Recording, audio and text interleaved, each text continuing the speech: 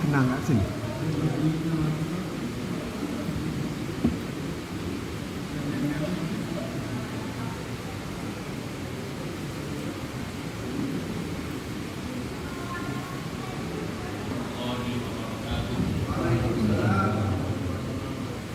Alhamdulillahi wa kafa wassalatu wassalamu ala rasulil ladzi mustafa wa ala khatamihim al-mujtaba nabiyina wa maulana Muhammadin al-mustafa wa ala alihi wa ashabihi wa man ittaba'a hudahu min ahli sunnati wal wafa. Masyarul muslimin yang dirahmati Allah Subhanahu wa taala, pada malam hari ini insyaallah kita akan melanjutkan ngaji Quran kita di surat Al-Kahfi. Silakan yang ingin membawa mushaf bisa buka mushafnya dan kita bisa bersama-sama membaca ayat-ayat dari surat Al-Kahfi ini. Kalau yang punya gadget, punya aplikasi Al-Quran atau tafsir, silakan bisa dibuka untuk kita kaji bersama. Kita baca dan kaji bersama ayat-ayat Al-Quran dari surat Al-Kahfi ini.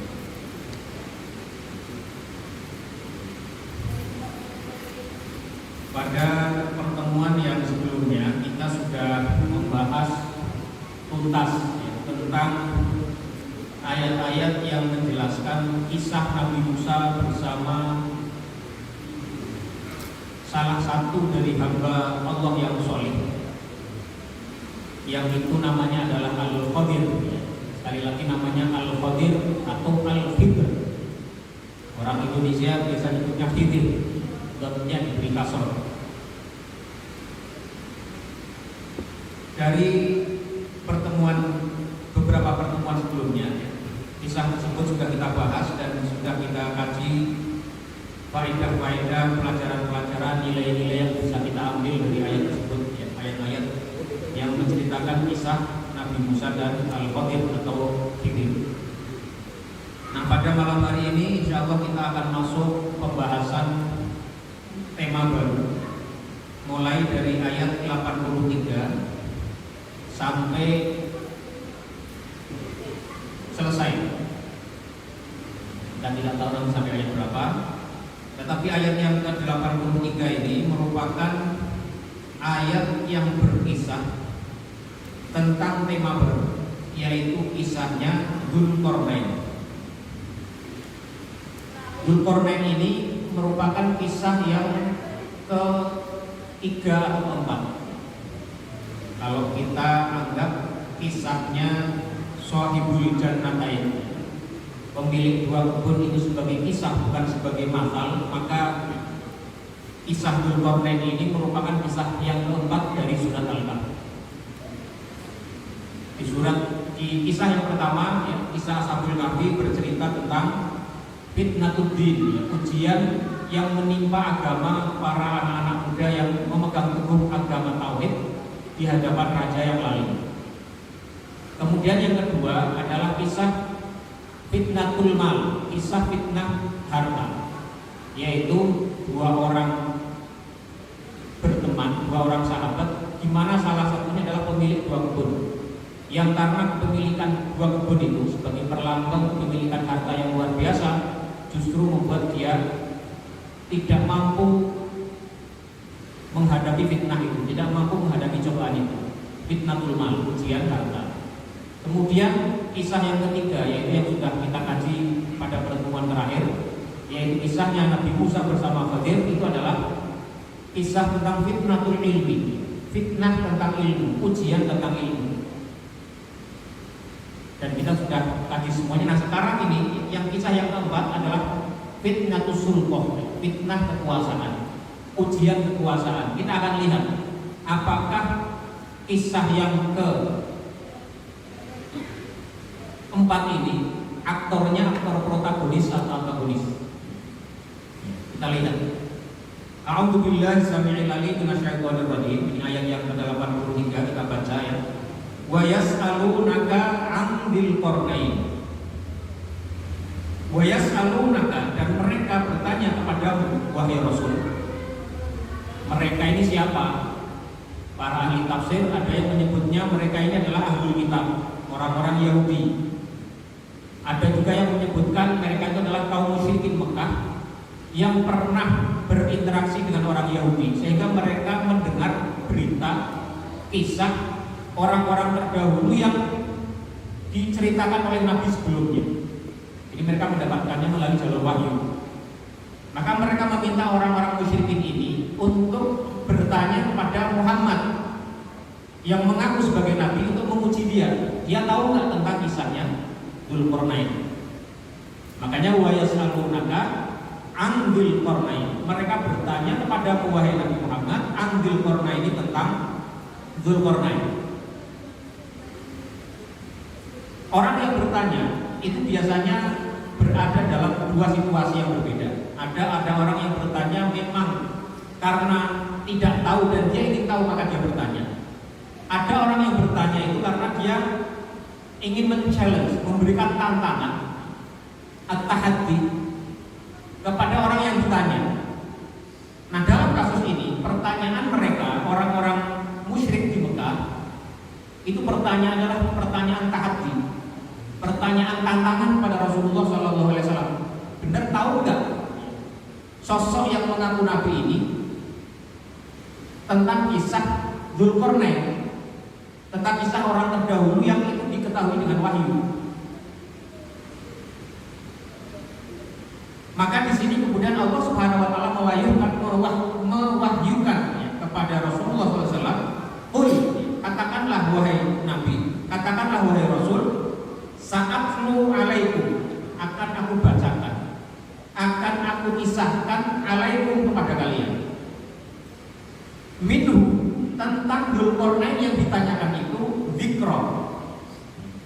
Dzikra ini bisa berarti penyebutannya, jadi penyebut kisahnya. Namun kata dzikr ini sebagian ulama ahli tafsir, kalau kita rujuk ke kitab-kitab tafsir itu banyak juga yang menafsirkannya dzikron ay al-Quran atau wahyan. Jadi maksudnya adalah Rasulullah SAW diperintahkan oleh Allah Subhanahu Wa Taala untuk menjawab pertanyaan, tantangan orang-orang musyrik Mekah yang mereka dapat info dari orang-orang ahli kitab, orang-orang Yahudi tentang sosok Dzulqarnain ini. Maka katakanlah wahai Nabi Muhammad, aku akan bacakan, akan aku sampaikan kepada kalian kisah darinya dzikron, sebagai cerita yang aku terima dari wahyu dari Allah Subhanahu Wa Taala. Jadi kata dzikron di situ, kalau secara lughawi, secara bahasa dzikron itu artinya menyebut. Nah, kita pikir itu menyebut atau mengingat. Tapi di sini kata dzikr itu bisa dimaknai dengan wahyu atau Al-Quran. Jadi maksudnya adalah Rasulullah itu akan menceritakan kepada mereka tentang Dzulqarnain itu sebatas wahyu yang telah diberikan Allah kepada beliau. Jadi tidak ada tambahan-tambahannya, hanya semua wahyu yang akan diceritakan. Dan ini semua adalah yang diceritakan Rasulullah di sini adalah wahyu dari Allah Subhanahu wa Ta'ala. Namun ada makna lain juga kata dzikr. Kata dzikr itu bisa bermakna peringatan juga. Jadi kata dzikrullahi akbar bisa berarti mengingat, menyebut, atau juga berarti peringatan. Makanya di sini kalau diartikan dengan peringatan, maknanya adalah katakanlah wahai Nabi Muhammad, saat alaikum, aku akan bacakan kepada kalian, akan aku kisahkan kepada kalian tentang Dzulqarnain itu, ya, minhu dzikra, sebatas cerita yang bisa dapat kamu ambil peringatan dan pelajarannya. Jadi pemilihan diksi dalam Al-Quran itu sedemikian dahsyatnya, sedemikian kuatnya sehingga satu kata itu maknanya dalam. Jadi ketika Rasulullah SAW menjawab tantangan, pertanyaan orang-orang musyrik Mekah tentang kisah Dzulqarnain itu, Rasulullah hanya mengatakan akan aku berikan kepada kamu cerita itu, tapi sebatas cerita yang bisa bermanfaat, bisa memberikan pelajaran, bisa memberikan peringatan kepada kamu. Maka di sini Dzulqarnain tidak disebutkan dia hidup di era kapan, di zaman siapa, nama aslinya siapa tidak disebutkan di sini, karena memang tidak penting. Yang penting adalah bagaimana cerita ini dikisahkan yang bisa memberikan dzikra, memberikan pelajaran peringatan kepada orang yang membaca atau mendengarnya. Para ahli tafsir banyak yang mengulas siapakah Dzulqarnain itu. Apakah Alexander the Great, Raja King Alexander dari Macedonia, dari Yunani dulu? Tapi ini tampaknya lemah. Mengapa? Karena Alexander the Great, Alexander Agung orang menyebutnya yang membangun kota Iskandaria di Mesir itu. Karena dia juga melakukan perjalanan juga dari Yunani, dari Makedonia, turun ke bawah ke Afrika, Mesir, membangun kota namanya Iskandaria, Alexandria. Dia adalah diketahui dalam sejarah, Alexander the Great itu adalah dia seorang pagan, seorang yang menyembah berhala atau dewa. Maka kecil kemungkinan, bahkan tidak mungkin Dzulqarnain itu merujuk kepada Alexander the Great. Karena apa? Di sini dibuktikan nanti bahwa Dzulqarnain itu adalah seorang yang bertauhid kepada Allah Subhanahu wa taala, seorang yang soleh. Bahkan makanya para ulama ada yang memperdebatkan apakah dia itu seorang nabi atau hanya seorang raja soleh saja. Yang rajih adalah dia hanya seorang raja yang soleh, bukan seorang nabi. Tapi intinya dia adalah seorang yang bertauhid, seorang yang menyembah Allah, seorang muslim. Muslim di sini maksudnya orang yang berserah diri kepada Allah, bukan seorang pagan. Jadi Alexander the Great itu tidak mungkin. Dia adalah Dzulqarnain. Ada yang menyebutnya lagi salah satu raja di Persia, tapi itu juga tak mungkin juga, karena dia juga bukan seorang yang muslim, bukan yang mukmin. Ada yang menyebutnya lagi seorang kaisar di Cina. Ada yang menyebut begitu, tapi itu semuanya tidak ada dalilnya sama sekali. Tidak ada satupun sunnah Nabi maupun asar dari sahabat yang menunjukkan siapa, di mana, di era siapa, kapan yang namanya Dzulqarnain ini hidup. Jadi nggak penting itu, nggak perlu kita cari tahu, karena itu nggak memiliki nilai zikron, tidak memiliki nilai pelajaran atau peringatan tadi. Nah, kata Dzulqarnain, Dzu itu dalam bahasa Arab artinya yang memiliki. Al-Qarnain, kata Qarnain itu ada dua qarn. Kata qarn itu bisa bermakna macam-macam. Qarn itu secara bahasa sering diasosiasikan atau disering untuk menunjuk kepada tanduk. Jadi kalau menyebut kambing ada tanduknya, itu artinya punya qarn. Makanya Nabi itu ketika beliau menyembelih kurban kabsyaini aqranaini, sebutkan ya, dua kambing yang akron, yang punya qarn, punya tanduk yang besar. Jadi Dzulqarnain itu artinya secara bahasa bisa dimaknai pemilik dua tanduk. Nah, kata dua tanduk ini bisa berarti menggunakan satu mahkota yang ada tanduknya, seperti raja-raja dulu, atau dia memintal rambutnya sehingga seperti ada dua tanduk di kepalanya. Itu bisa berarti itu. Atau bisa juga dimaknai qarn itu adalah timur dan barat. Jadi Qarnain itu adalah majas untuk menyebutkan antara wilayah ujung barat dan ujung timur. Karena nanti dalam kisah ini Dzulqarnain adalah seorang raja yang melakukan perjalanan jauh sampai ke ujung timur dan ke barat, kemudian juga melakukan perjalanan jauh menuju ujung timur. Jadi ini menunjukkan atau bisa dimaknai dengan Dzulqarnain juga. Namun juga bisa dimaknai qarn itu bisa berarti dalam bahasa Arab bisa berarti abad, 100 tahun itu qarn. Maka Dzulqarnain itu bisa berarti orang yang memiliki 2 abad. Apakah kekuasaannya 2 abad atau hidupnya 2 abad, semuanya wallahu alam. tidak ada yang bisa memastikan makna Dzulqarnain yang dimasukkan dalam ayat ini. Tetapi dia dikenal sebagai Dzulqarnain. Sekali lagi, hidup di zaman siapa, di era kapan, di mana, nama aslinya siapa, itu tidak terlalu penting.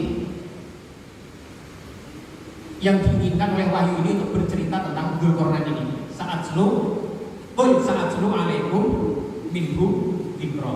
Ini ya. Jadi sekali lagi, semangat Al-Quran dalam memberikan kisah-kisah orang-orang terdahulu itu adalah tidak masuk kepada detail yang tidak ada manfaatnya, tetapi membatasi kepada dzikran, sesuatu yang bisa memberikan peringatan, sesuatu yang bisa memberikan petunjuk kepada orang yang membaca atau mendengarnya. Ini. Kemudian ayat yang ke-84.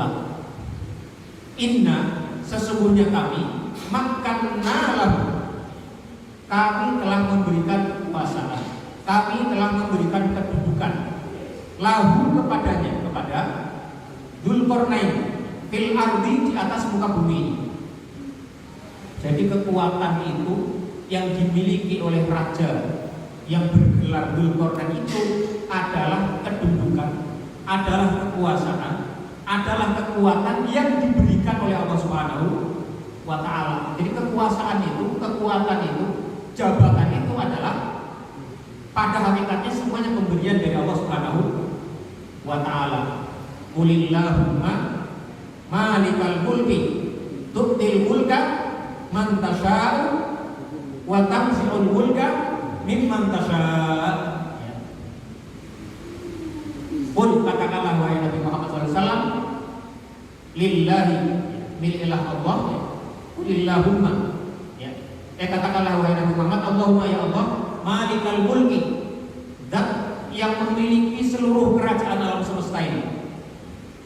Tu'til mulka man tasha, engkaulah, ini dalam surat Al-Imran ya, engkau memberi kekuasaan, memberikan jabatan, memberikan kerajaan, memberikan kekuatan, memberikan power kepada siapapun yang engkau kehendaki. Itu tilmul kaman tasya wa tanzi'u mimman tasya, dan engkau ya Allah bisa mencabut, menarik, mengambil kembali kekuatan, jabatan dari siapapun yang engkau kehendaki. Jadi jabatan itu, kekuatan itu, kerajaan itu semua diberikan oleh Allah Subhanahu wa ta'ala.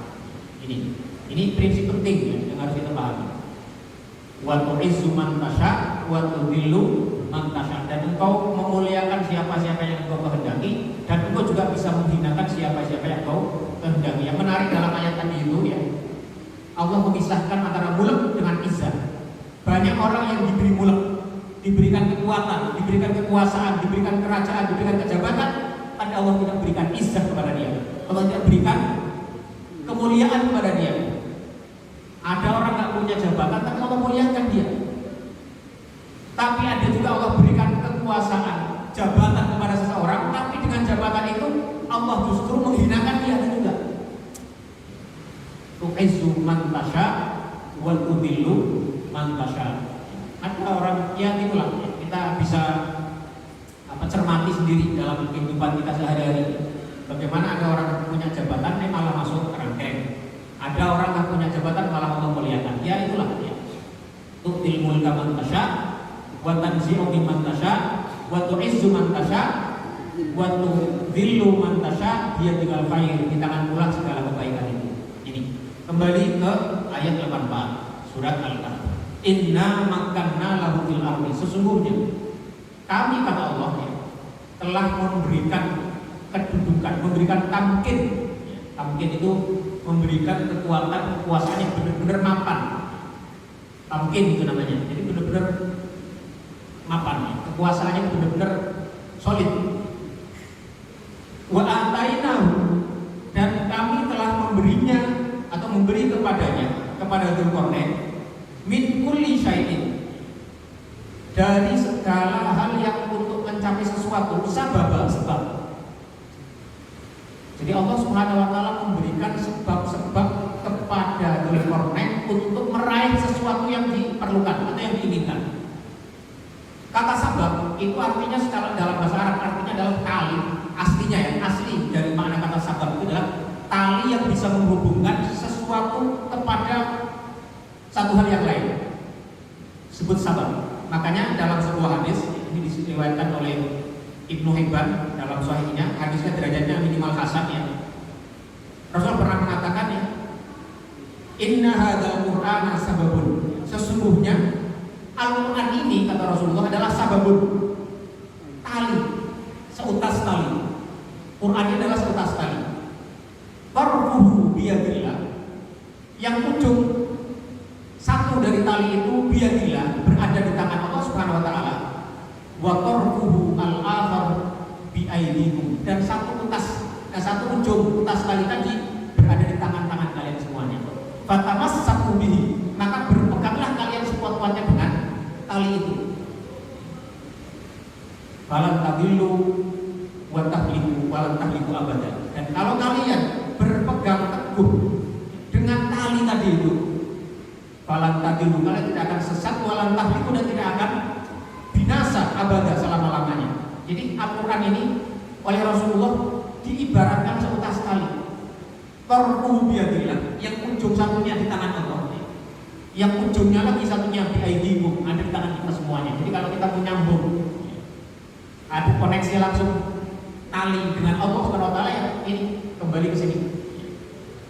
Inna hadzal qur'ana sababun tarfuhu biyadillah wa tarfuhu al-akhar fi aidikum aw bi aidikum, atau kama qala Rasulullah sallallahu alaihi wasallam. Nah, karena tali itu maksudnya adalah sesuatu yang bisa menghubungkan pada satu hal yang lain, maka tali itu adalah sebab, itu disebut dengan sebab karena dia bisa menjadi sebab tercapainya satu hal yang lain. Nah, di sini Allah Subhanahu wa taala, wa atainahu min kulli syai'in sababa, dan kami kata Allah Subhanahu wa taala telah memberikan kepada Dzulqarnain itu sebab-sebab yang bisa membuat dia mencapai apa yang diinginkan. Jadi dengan kekuasaannya itu Allah kemudian memberikan berbagai macam sumber daya kepada Dzulqarnain, sehingga dengan sumber daya itu dia bisa menggunakan kekuasaannya itu untuk segala yang diperlukan, yang nanti kan kita baca detailnya.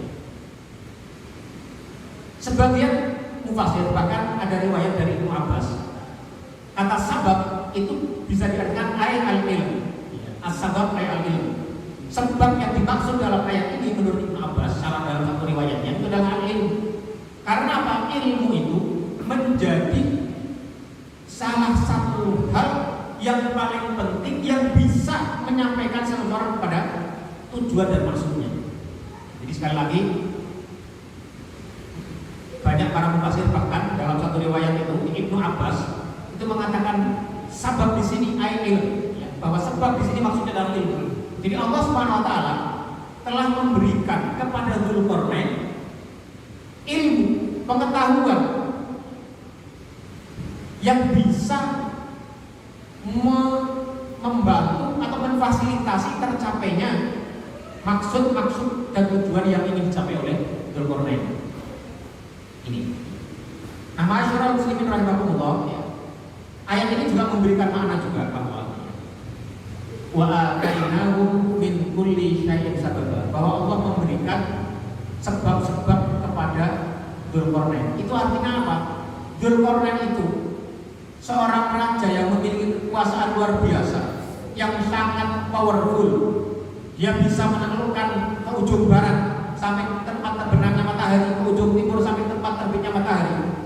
Itu semuanya didapati dan dilakukan, dilampaui dengan cara menempuh sebab-sebab itu.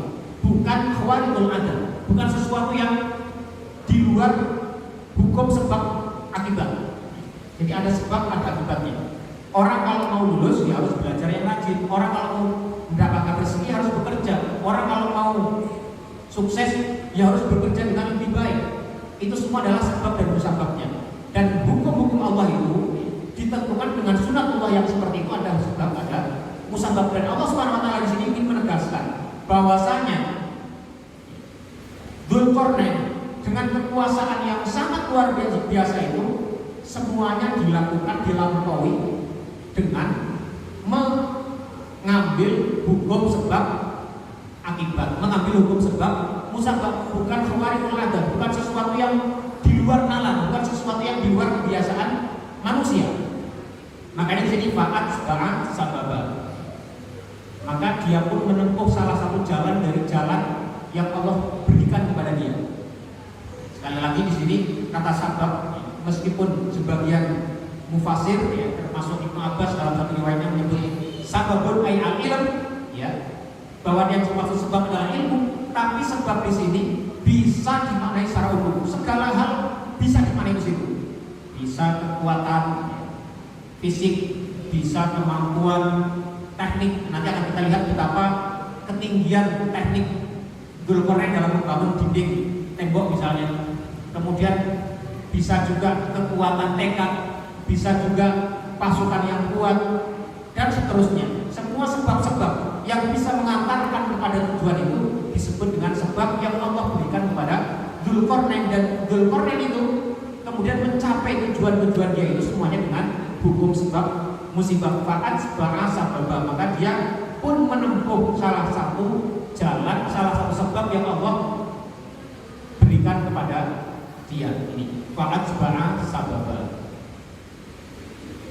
Nah, di sini ya salah satu petunjuk sebab yang Allah berikan kepada Dzulqarnain, dia melakukan perjalanan ke arah barat. Entah nih lokasinya di mana, wallahu a'lam, ada yang tahu. Hatta idza balagha maghribasy syamsi wajadaha taghrubu fi 'ainin hami'atin wa wajada 'indaha qauma. Hatta idza balagha maghribasy syamsi, maka sehingga ketika dia Dzulqarnain sudah sampai ke tempat terbenamnya matahari. Kata maghribasy syamsi, tempat terbenamnya matahari, itu adalah redaksi yang dipakai untuk menyatakan sesuatu sebagaimana orang melihat, bukan sebagaimana hakikatnya. Nah, kita menyebut Jepang adalah tempat matahari terbit. Kan matahari kan nggak terbit ya sebenarnya kan?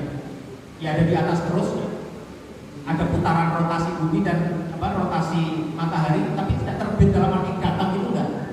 Ini adalah penggunaan bahasa yang dipakai untuk menunjukkan satu kejadian, satu fakta sesuai yang ada dalam pandangan dan jalan pikiran manusia. Jadi ketika Dzulqarnain sampai kepada tempat terbenamnya matahari, kan matahari nggak akan terbenam, artinya dia akan berputar terus, nggak akan datang. Tempatnya di mana ya? Di langit sana matahari, nggak akan ada tempat terbenamnya. Aslinya begitu, tapi ini menggunakan pemilihan kata untuk mengekspresikan apa yang dilihat atau dipahami pandangan manusia pada umumnya. Wajadaha, dia mendapatkan matahari itu taghrubu fi 'ainin hami'atin, dia terbenam. Ini juga sama ini ya. Dia mendapati, melihat, ya, menemui, dia seakan-akan matahari itu tenggelam, terbenam fi 'ainin hami'ah, di dalam lautan yang memiliki lumpur hitam. Kata hami'ah ini kalau dalam qiraah lain ada yang membacanya hamiyah. Hamiyah ay harah. Jadi kalau hami'ah itu artinya adalah lumpur yang hitam. Tapi kalau hamiyah itu adalah panas. Jadi di tempat air itu artinya air. Ya, bisa air mengalir, bisa mata air, bisa laut, itu juga bisa dinamai dengan air. Karena ada satu mafal yang tentang itu perumpamaan. Ada yang menyebutnya sebagai hadis Nabi, tapi dia diverifikasi bukan hadis Nabi. Ada yang mengatakan gini, khairul mali ainun sahiratun li ainin namiyah. Sebaik-baik harta adalah ainun, ya, air atau mata air, sahiratun, yang dia tidak pernah tidur, melek terus, maksudnya air itu mengalir terus. Itu kalau amal jariah, orang beramal jariah itu mengalir terus. Li ainin namiyatin, yang dimiliki oleh ain mata namiyatin, naimatin, yang dia tidur. Jadi orangnya tidur tapi pahalanya masih ngalir, atau dia tidur tapi airnya masih ngalir. Itu sebaik-baik harta seseorang katanya. Afdolul mali atau khairul mali ainun sabiratun, yang ngalir terus. Ini ainin untuk mata, orang yang punya mata maksud manusia. Naimatin yang tidur. Jadi orang yang tidur nggak ngapa-ngapain tapi manfaatnya itu ngalir terus. Ini ainin, kata ain itu bisa berarti mata air. Mata itu juga bisa dimaknai dengan ain, tapi juga berarti setiap tempat yang memiliki air itu adalah ain. Di danau, lautan, ya, dan seterusnya. Nah karena itu sebagian mufasir ya, banyak yang menafsirkan fi ainin haniatin itu adalah di ujung dunia, di ujung daratan ya. Ini kalau kita ngambil lokasinya itu umpamanya di daratan Afrika, berarti ujungnya itu ya Maroko dan terus ke bawah, bisa Senegal, bisa Namibia mungkin ya, ke bawah terus ke bawah sampai Afrika Selatan. Itu gimana? Yang jelas perjalanan Dzulqarnain itu ke arah barat, ke arah terbenamnya matahari ini.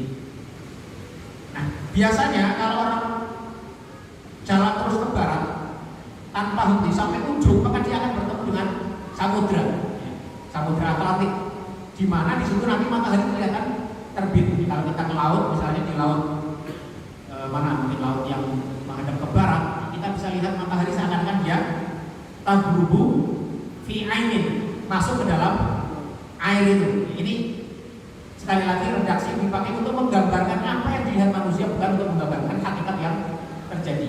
Fi ainin hamiatin, di sebuah tempat air yang tanahnya itu hitam, lumpurnya itu hitam.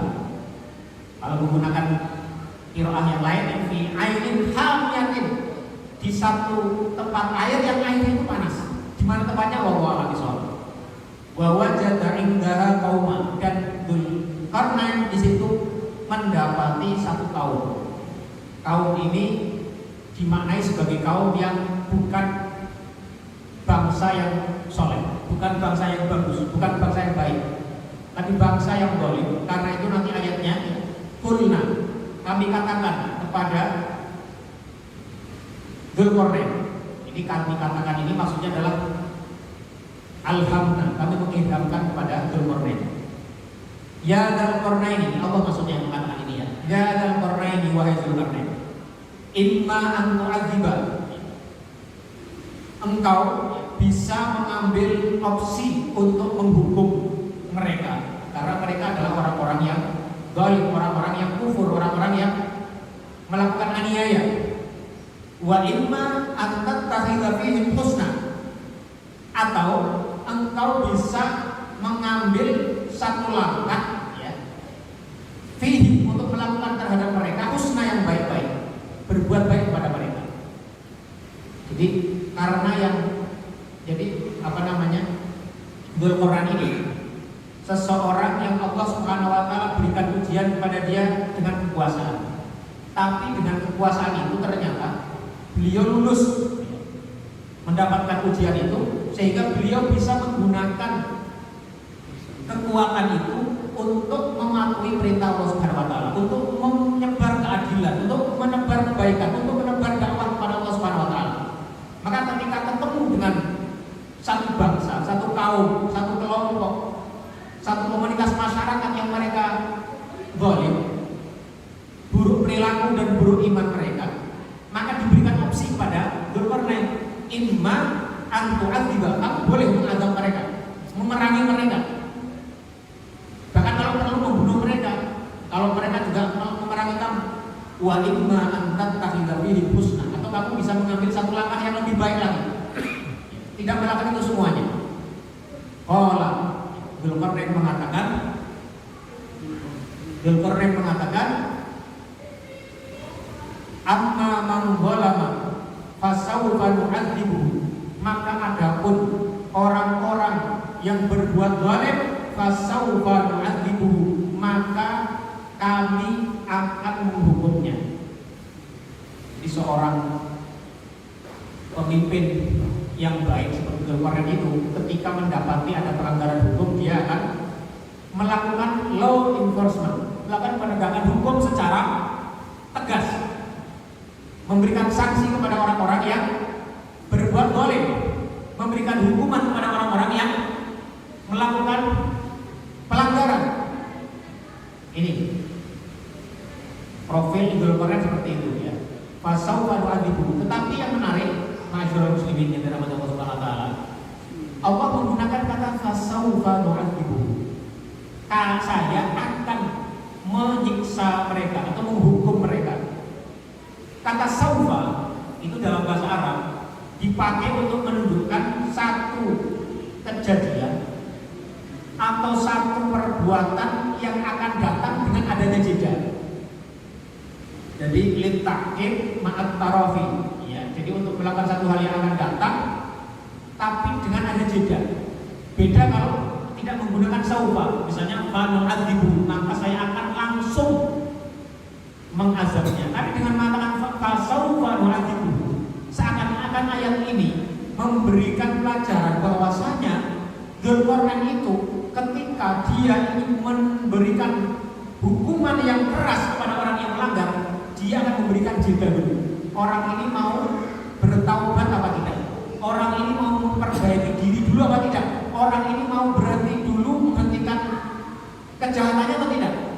Kalau tidak, baru fasaufa nu'adzibu.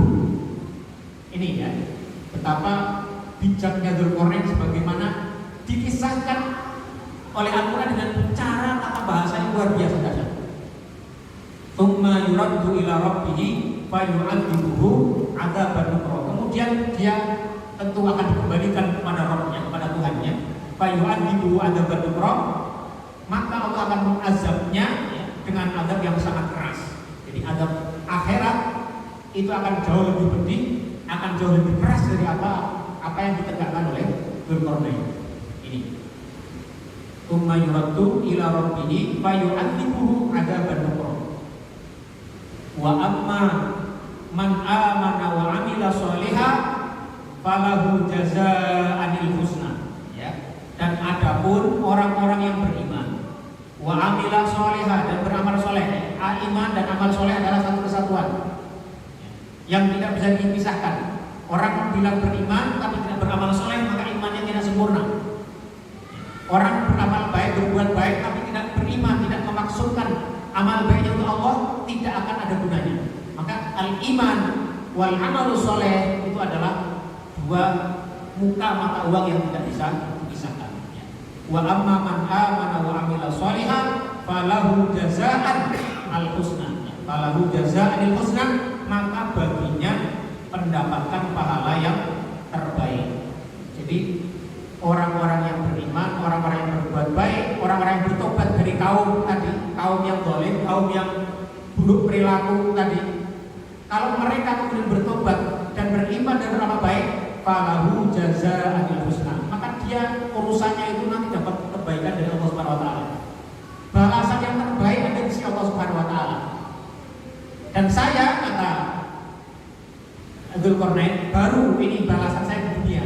Tapi balasan di dunia, di akhirat didahulukan dulu. Orang-orang yang beriman, beramal soleh, itu urusannya urusan Allah lebih dulu. Karena orang yang beriman, orang yang beramal soleh, itu adalah niatnya pasti demi kesenangan akhirat, demi kebaikan di akhirat. Makanya didahulukan di sini. Falahu jazaa'a al-husna. Wa sanaqulu lahu min amrina yusra. Baru di sini ya. Aku dan kami ya katakan, akan sampaikan kepada dia, orang yang bertobat, beriman dan beramal soleh, min amrina yusra. Wa sanaqulu lahu min amrina yusra, dan kami akan katakan ya min amrina, dari perintah kami atau dari urusan kami, yusra, sesuatu yang mudah. Jadi orang-orang yang diberikan, orang-orang yang bertobat, orang yang beriman, beramal soleh, orang yang baik, warga negara yang baik, akan aku berikan kemudahan kepada dia. Jadi seorang pemimpin yang baik, dia menegakkan law enforcement, ya, menghukum, menegakkan sanksi kepada orang-orang yang melanggar, tapi kepada orang-orang yang baik, orang-orang yang taat, orang-orang yang tidak bermaksiat, memberikan kemudahan dan kebaikan kepada mereka, memfasilitasi mereka dengan kemudahan-kemudahan. Jadi ada reward dan ada punishment. Ya. Ada balasan baik, ada balasan buruk. Ya. Ada reward, ada ganjaran, kemudahan, ada hukuman yang berat. Ini adalah salah satu ciri daripada seseorang yang memiliki kebijaksanaan, hikmah dalam menjalankan kekuasaannya. Ya. Wasanaku lahu min amrina yusra. Bukan orang-orang yang boleh yang diberikan panggung, bukan orang-orang yang mencuri uang yang diberikan kesempatan, tapi orang-orang yang soleh, orang-orang yang baik, yang iman, yang beriman dan beramal soleh. Wasanaku lahu min amrina yusra. Sebelum kita akhiri, sekiranya ada yang ingin bertanya atau menyampaikan pandangan dan pendapatnya tentang ayat-ayat ini, silakan. Ini ayat-ayat yang banyak sekali ibrohnya, banyak sekali pelajarannya. Silakan kalau ada yang ingin menyampaikan pendapatnya atau pertanyaan, silakan. Ya, silakan Pak. Kebetulan dari yang disampaikan ini ya,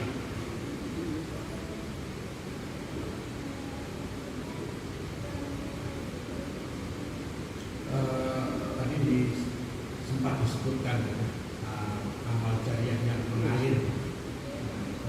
Pertanyaannya, biasanya yang sering sedekah atau amal jariah itu rata-rata para kaum bawah atau laki-laki, karena seorang istri yang banyak di rumah tidak banyak memiliki waktu ataupun mungkin keuangan yang katanya dari suami. Apakah dengan seorang suami yang bernama Maria, seorang istri juga mendapatkan pahala?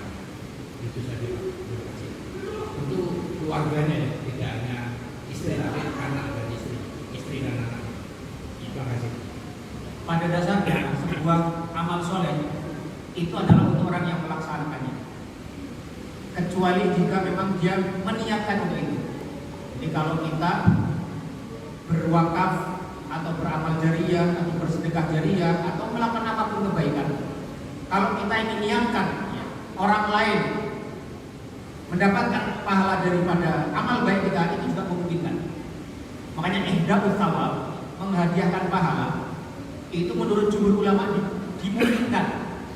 Di antara hal yang disepakati boleh menghadiahkan pahala adalah membaca Al-Quran misalnya, atau sedekah. Itu jumhur ulama ya, mayoritas ulama termasuk Imam Ahmad itu membolehkan atau menyatakan bahwa ihdaus thawab, menghadiahkan pahala, itu bisa sampai pada orang yang dihadiahi. Dalam hal ini misalnya seorang suami mau bersedekah, mau berwakaf, dia meniatkan ini untuk saya dan istri saya dan anak-anak saya, maka itu insya Allah termasuk yang bisa diterima, baik atas nama dirinya maupun atas nama keluarganya. Tapi akan sangat lebih baik lagi jika seorang suami ketika dia mau bersedekah, dia mau berinfak, dia mau berwakaf, ajak bicara dulu istrinya, ajak bicara dulu anaknya. Ini papa atau bapak atau abi punya uang, punya rezeki, saya mau wakaf ke pesantren atau masjid. Saya niatkan ini untuk saya sendiri, istri, kamu, ibu, dan juga anak-anak.